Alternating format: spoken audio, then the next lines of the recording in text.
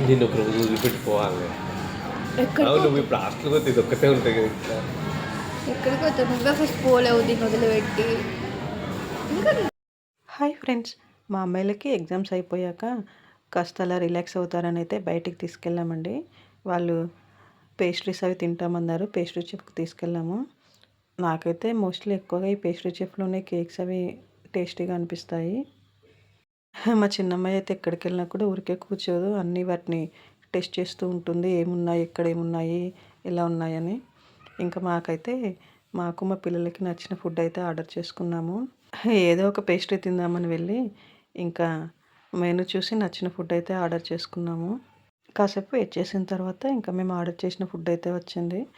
మా చిన్నమ్మాయి first taste చూస్తుంది. తినకుండా బాగుంటే తింటా, లేకపోతే లేదని. మా చిన్నమ్మాయి అయితే మోస్ట్లీ నాన్ వెజ్ ఐటమ్స్ ఎక్కువ తినదు. జస్ట్ ఈ French fried rice, ice creams, milk shakes ఇవే తింటుంది ఎక్కడికి వెళ్ళినా కూడా. చిన్నప్పుడైతే ఇంకా ఘోరం అండి, ఓన్లీ పెరుగన్నమే ఆర్డర్ పెట్టుకునేది. ఇప్పుడైతే ఇంకా కొంచెం పర్వాలేదు. ఇంకా ఈవినింగ్ అయితే మా స్నాక్స్ అందరివి అలా అయిపోయాయండి. ఇంకా సండే ఈవినింగ్ కూడా అలా బయటకు వెళ్ళినట్టుంది. మా పిల్లలకి ఎగ్జామ్స్ అయిపోయి రిలాక్స్ అయిపోయారు. ఇంకా మేమందరం అయితే ఇలా సండే ఈవినింగ్ బయటికి వెళ్ళి అయితే ఇలా స్పెండ్ చేసామండి. అదేంటో అండి, మేము ఏ ప్లేస్లో కూర్చుంటే ఆ ప్లేస్లో టిష్యూస్ అన్నీ అయిపోవాల్సిందే. ఇంకా అడిగి మరీ ఎక్స్ట్రాగా తెప్పించుకొని పెట్టుకొని వాటిని కూడా అవగొట్టేస్తాము.